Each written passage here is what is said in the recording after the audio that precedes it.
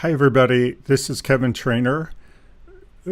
Welcome to the lecture on the walkthrough of the course syllabus for LIS590MGL, Project Management for LIS, in the summer of 2016.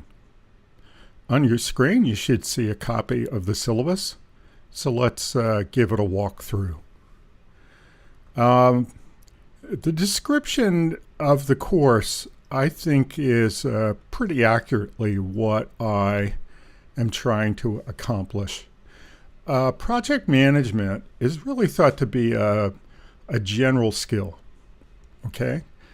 And there's a body of knowledge associated with project management that's really applicable across all kinds of industries and professions.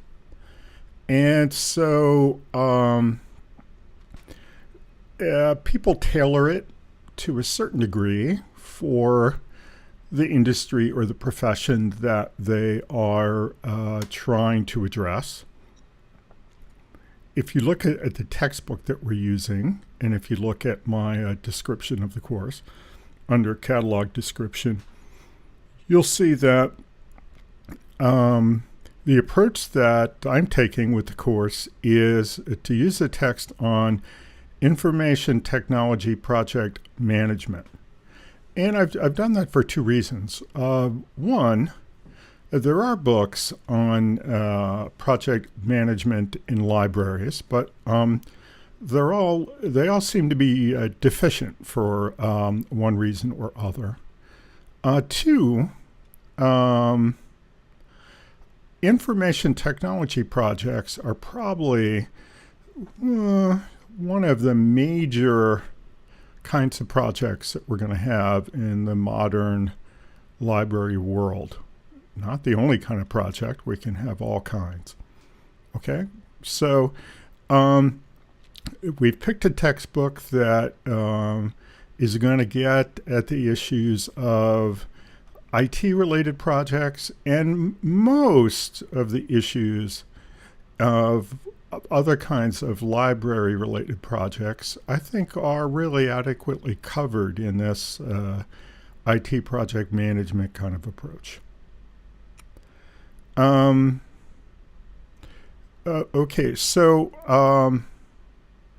it turns out that there's an organization that has really taken leadership in the project management profession in the United States, and it's called PMI, Project Management Institute.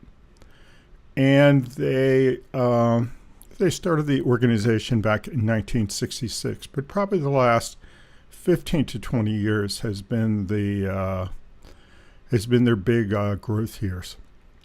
And they do a couple of things. One is that they've worked to organize the body of knowledge around project management and the terms that people use into a coherent whole.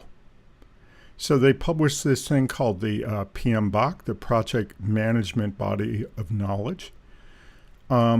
They offer a number of certifications, including one that I have, the Project Management Professional, or the PMP, and they offer several others. And they've really served to further the interests of formal project management in the U.S. Our curriculum, the material in the textbook, is derived from the topics that are covered in the PMI PMBOK. So Kathy Schwalbe, who's the author of our textbook, is sort of a mover and shaker in the PMI world. And she has written, this is the 8th edition of her textbook, and she's done a really good job of keeping it up to date. She's got a good, strong IT background. She's got a good, strong project management background. And she's very strong on the PMI version of formal project management. So that's the text that we're going to be using. In addition to the text, I just want to point out here, as you can see from the syllabus, you can use the latest edition, the 8th edition of the textbook, and that's got some updates in it. We're not going to cover any one thing so specifically that you couldn't get away with the prior edition, which is the revised 7th edition. And there's also the original 7th edition, which you could get away with using too. So if you want to save some money and you have less expensive access to a prior version of this book, I wouldn't use the 6th edition, but anything from the 7th edition on is going to serve you pretty well. Any differences would be things that we could discuss in class. In addition to the articles, in addition to the textbook that we're going to be reading, and we're pretty much going to use the whole textbook, certainly all the chapters, we're going to have a number of scholarly and scientific articles that we're going to read. For the most part, these are articles that are by people from the library and information science world talking about project management in the library and information science world, projects in the library and information science world, those kinds of things. Okay? And there's about 10 of them. All right, so we're going to be reading those. A part of what we're going to do each week is we're going to discuss the papers. Okay? And I'm really looking for this to drive our discussion of what is unique about our circumstances. Or really, and when I say that, I mean as being people who intend to practice project management in the library and information science world. And also, there's probably a couple people who are in the course who are not from the library and information science world. And whatever your world is, I'd be interested in hearing your particular point of view about maybe the peculiarities or special challenges of managing projects in your world. Okay? So if you're in engineering or you're in education, we're not going to have specific articles that we're all going to read, but we are interested in your point of view. Okay? The topics that I have listed for the course, it won't take very much reading and comparison to the textbook to find out that pretty much the list of topics is a list of topics from the textbook. Okay? Kathy Schwabley does a really good job of covering project management from soup to nuts. And she has it in, I think, a pretty good order. It reflects the order in which things are presented by PMI in their material. I change the order a little bit. The only thing that I do is I talk about the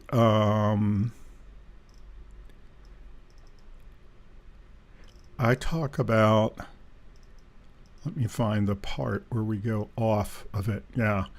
So looking through the outline here, we've got section 1, 2, 3, 4.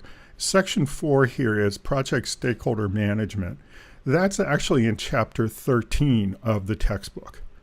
So apart from chapter 13, which we're going to cover immediately after chapter 3, we're going to cover this in pretty much the order in which things appear in the book. And the location of chapter 13 in chapter 13 has to do with an accident of the way things have developed in the PMI project management curriculum, whereas project stakeholder management was covered in some of the other knowledge areas. And about 5 years ago, I guess, they came up with the idea, this is such an important topic, it should be a knowledge area all by itself. And so they decided that they would add one more knowledge area, and it would be project stakeholder management. And they decided just to add it at the end. Well, in terms of really understanding project management, I think it comes pretty well towards the beginning, and that's where I've decided to place it. And I've been teaching it like this for about 4 or 5 years, and I think it seems to appeal to people pretty well. So that's where we're going to do it. All right. Okay, course objectives. Okay, I want you to understand the nature of projects and project management. Okay, so right now, starting the course, I would expect most of you to have a pretty informal idea of what project management is and an informal approach to managing your projects. We're going to cover formal approaches, okay? And I'm going to want you to be fully knowledgeable by the end of the course. Okay, so I'd like you to move from the informal side to the formal side. I'd like you to understand the special requirements of managing projects in an LIS context. And this has to do with really two things. One is there's a set of special requirements that are sort of not unique to, but peculiar to, I guess, information technology projects. And I'll give you an example of one, okay? In a lot of projects, you can easily inspect the progress of the project by looking at physical things. So let's say you're building a library building. Okay, you can actually walk to the building, and you can actually go to the site, and you can see how many floors have they built? Have they put the plumbing in? Have they put the electrical in? Have they put the HVAC in? You can look at all those kinds of things, and you can just visibly inspect them. Not so much in IT projects. Okay, software is less tangible than buildings are. And so you have to go hunting for things to see whether they're done or not. Okay, this is a much more challenging project to be on top of the progress of. And this, I think, gets us to the issue of the similarity between library projects and other information technology projects. Because, for instance, let's say we're doing some kind of cataloging project, okay? Well, it's a similar thing. I mean, again, what's the output of the cataloging process going to be? Well, it's going to be data, okay? Can we walk around and inspect the data by roaming around the aisles? Well, not literally. No, we can't. So some of the same intangibility and inspectability issues that apply to IT projects apply to other LIS information-oriented projects. So I'm going to want you to be knowledgeable about those unique aspects or notable aspects of the kind of projects that interest us. Now, the next two things have to do with the way that PMI has organized the knowledge about project management. They have organized it into two classification schemes. They have project management process groups, of which there are 5, and then they have project management knowledge areas, of which there are 10. And this is a classic faceted classification scheme. So for any one fact or any one tool or any one project management approach, it's going to fit probably into one or other of the 5 project management process groups. It's also going to fit into one or the other of the 10 project management knowledge areas.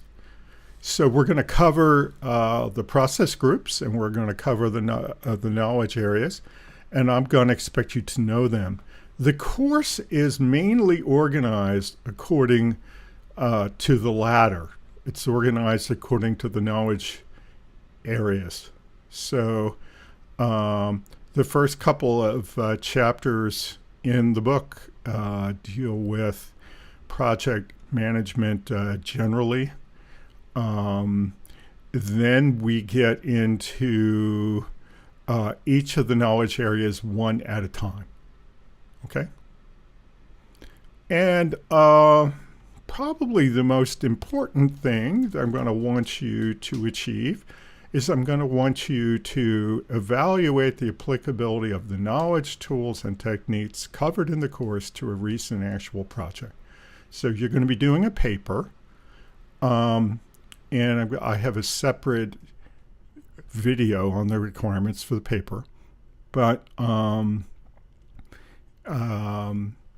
in order to do the paper, you're going to do research on an actual recent project, and you're going to get to know how people do projects in some area that interests you.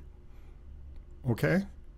And what I'd like to get out of this is I'd like you, between seeing their project and learning what you have in the course, I'd like you to have a pretty concrete idea about how you're going to go about the management of the first or the next project that you manage. Okay? So that's the goal. Next up, I talk about the readings. When you look at the weekly schedule, you'll see when I've assigned each of the readings. I expect that you're going to read the chapters before you listen to the lectures, okay, or view the lectures, because we've gone from audio-only mode to video mode as of this current semester. And for the articles, I'm going to expect you to read those before we have our online session, okay? This session in which we're going to discuss the article. And you'll find the readings listed in the schedule for each of the weeks in a pretty straightforward way.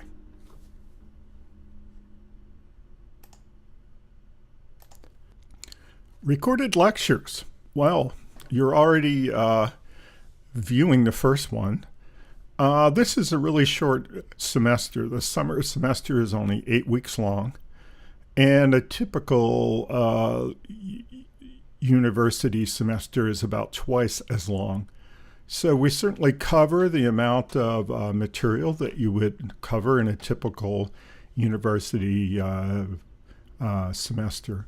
And so that if I left the lectures for our online class meeting time, we would use it all up. And we really wouldn't get the kind of discussion and thoughtfulness and interaction that you're going to expect from a graduate level course. So I've done this before, and I've had really good results with this. Whereas, so I take everything that I do that has a lecture kind of aspect to it, and I record it, and I expect you to play it before we meet in our online session. And then I really organize the online sessions around discussion, questions, answers, thoughts, opinions, all those things. Now, sometimes that's going to mean that our online sessions won't take up a full 2.5 hours that they're scheduled for. And that's fine. You know, we have the time if we need it. We're certainly putting a lot of hours into this when you add the recorded lecture time to our online sessions. So we're working hard enough, no matter how long the online sessions, okay? So I would say an online session will probably be at least an hour and a half long, okay? They start at 6:30, they go to 9. So some days we'll get out by 8, and some days we'll get out by 9. But we're not going to hang around just to be there. When we're done, we're done, okay? Class discussions. I really want to have this be a discussion-oriented class. We've got about 25 students, and I find that if I set the expectations the right way, that we can have a pretty interactive class, as interactive a class as we could have if we're in the same room, okay? So here are the rules that I have for discussion and comments in the class. I'd like you to speak in the same way that you would if we were in the room all together. Now, sometimes when we're doing that, it's just appropriate to talk, okay? Nobody's talking. The floor's open, okay? You can turn on your mic and you can say something. There are times when people are already talking and we don't want to have chaos, or maybe we're feeling a little bit shy about jumping in. So we want to raise our hand. Well, we have an icon in Blackboard Collaborate to raise our hand, in which case when you raise your hand, I get a bell sound on my end, and I can see who's waiting to speak, and I'll do my best to give everybody a chance to speak. I'll say,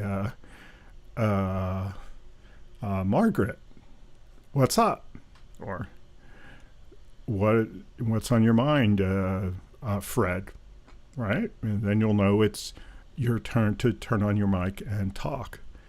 So it's a little different than all being in the same room, but if you start out with that kind of goal, to have as interactive an experience as you would have if you were in the same room, you can either get there or come pretty darn close. And that's what we're trying to do. Okay? So in order to do that, you really need a headset. Okay? Now, how does a headset help? Well, if you don't have a headset and you go to speak, we can get some feedback loops going. And so we can get a lot of noise on the audio circuit. So Without a headset, especially if more than one of us are trying to talk and we have our microphones open, if we don't have a headset, then the sound that comes out of your speakers gets fed back into your microphone and you have a problem. So in general, I'd like you to have a headset. If, on the other hand, it turns out you don't have a headset this evening, maybe you're on a business trip, maybe you're at a conference, maybe you are at the beach, right? And you still want to participate. We generally can have, one person at a time talk with, say, the built-in microphone on their laptop without a lot of hardship. But if we get a couple people doing that, or we try to do it a lot, it tends to break down into feedback noise. Okay, so I don't want you to not participate just because you forgot your headset or your headset broke or you're away and your headset didn't make the airplane. So plan to have a headset, but even if you don't, we'll find a way to get you in, okay? And I see at the end of the paragraph, second paragraph here, I say, I want to hear from each of you. I really want to hear from each of you. I tell you what I get out of the course. I mean, teaching the course is a job for me, but I'm really interested in project management. I'm particularly interested in project management in the LIS world because I teach a lot of project management courses to people who are in the LIS world. I want to know what's on your mind. I want to know what your project experience is. I want to know what you worry about. I want to know if you think that something that we're saying in the course that you can't believe it, that it doesn't match up with your experience. I want to know if we're teaching you to do something and you can't imagine how you would ever do that in your job. I want to know it all. Okay? So I do want to hear from you. I absolutely do. Okay, the next section in the syllabus is examinations and self-quizzes. Here's where we get kind of traditional. I wish there was a way to learn project management and not take this kind of approach. But it turns out that what we're really trying to do is we're learning how to think like a project manager, how to react like a project manager, how to plan like a project manager, and we're also learning how to talk like a project manager. And so we're getting into a whole new language. And it's a little bit of a balky language.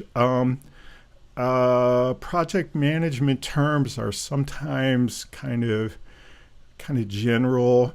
They suffer from what I call perpetrator speak. I say this because if you watch the TV shows with the cops, they always talk about the perpetrator and this and that, and they always have these long words for things that are more general or more jargon than they have to be. Well, yeah, that's true here. So the only way to really get on the inside of the language is to commit to getting on the inside of the language and the thoughts and the tools and the techniques. And the only way to make sure that you're there is to be able, to answer a bunch of questions. So at the end of the course, we have a 100-question multiple choice final exam. And this is going to be something that you do on the Moodle quiz feature. It's going to be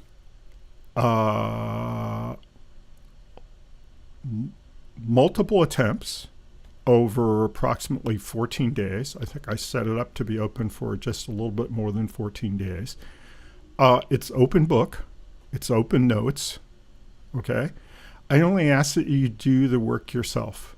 You can have multiple attempts and you'll get the highest grade. Now, I've got to tell you that on one hand, you really do have to work at this. On the other hand, when you set something like this up for a group of graduate students in an information school, you'll find that they do very, very well. Okay? So, now, how do you know how you're going to do ahead of time? Well, I put together practice quizzes. Okay? So for each chapter that we cover, I have a practice quiz activity available for you to do. It's optional. You will get a grade. It's not a grade that counts. It's a grade for you to see. It's not going to count towards your final grade, right? It's just a grade for you can say, well, how am I doing on these things, right? So you can either do them or not. I would recommend that you do them because historically people who do them and get a hang for the, get a sense of the questions and how to answer them, they do better on the exam. Now,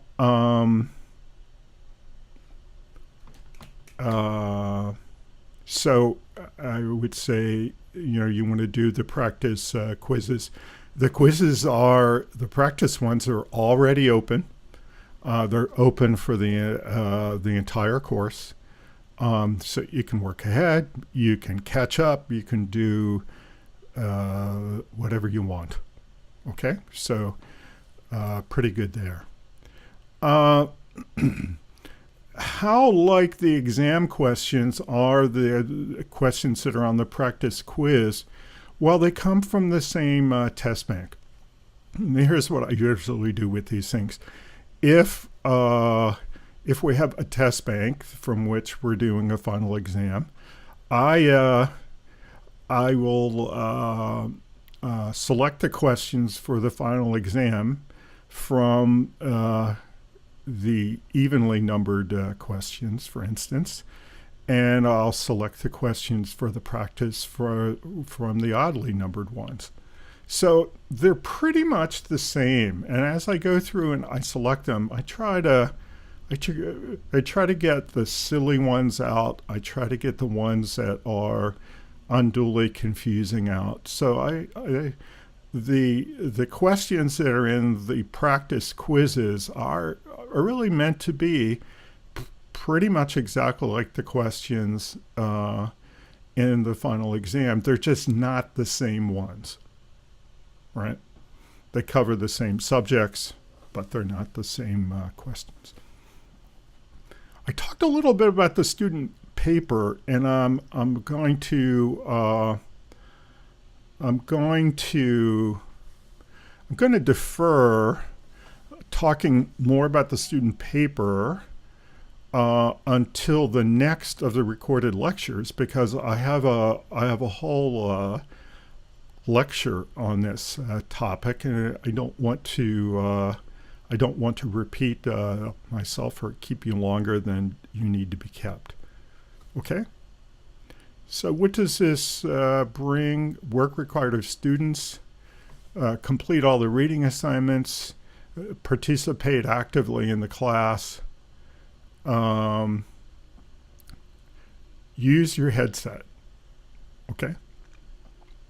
Study groups. The purpose of the study groups will be to get the benefit of group insights as you work on your papers.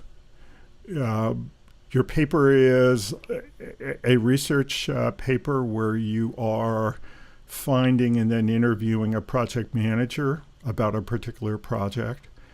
Of course, you're doing that at the same time that you're learning about formal project management. Okay. So what I expect you guys to be able to do in the groups that we form is to support each other in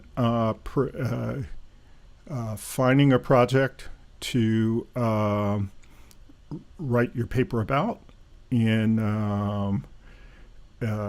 getting ready to and conducting the interviews with the project manager that you're going to conduct, and in writing your paper as well. I usually think that,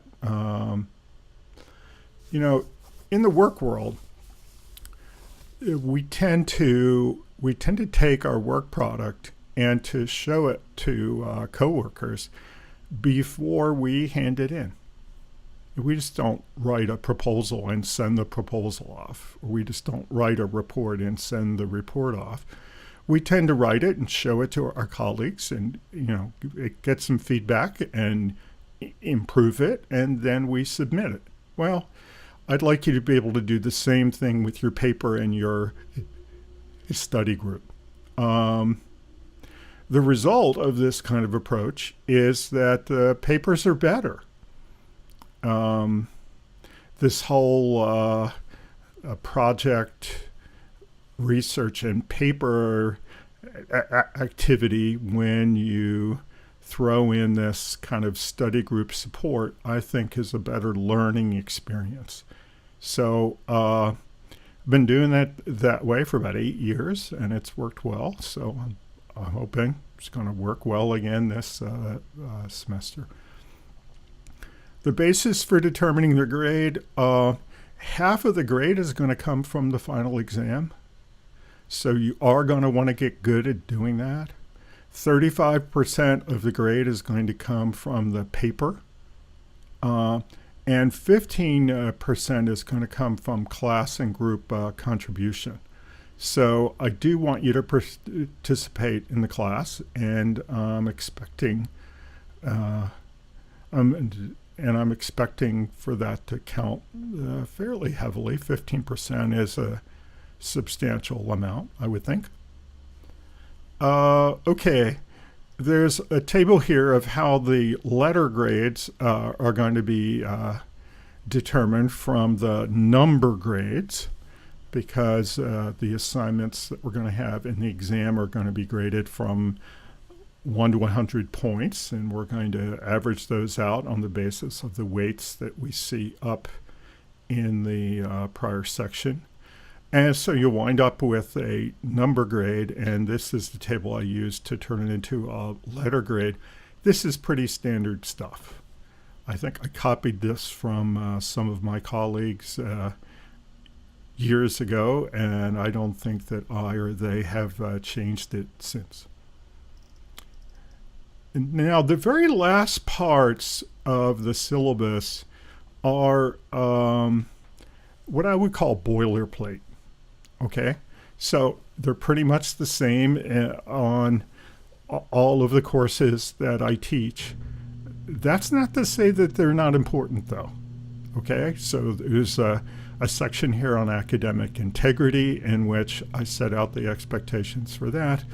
There's a section on the statement of inclusion in which I set out the expectation for inclusiveness and the kind of behavior and respect that we're going to have in the class. There's a statement about accessibility and whether people have special needs that need accommodations. Now, on one hand, these are pretty standard things. On the other hand, they're very important things. Okay? So if you have a question or you have a problem, I want to know about it. Okay?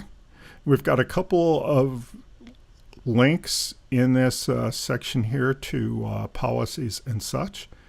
But this is, although it's standard stuff, it's very important stuff.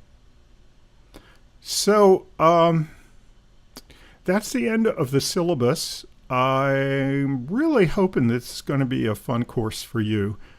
I always enjoy this course. I always enjoy learning what you guys want to do with project management. I enjoy learning about what you find appealing or unappealing about the the approaches that we're taking and the stuff we're learning about. And so I'm really looking forward to meeting you on our first online session. So having said that, I'm going to say bye until next time. Bye-bye.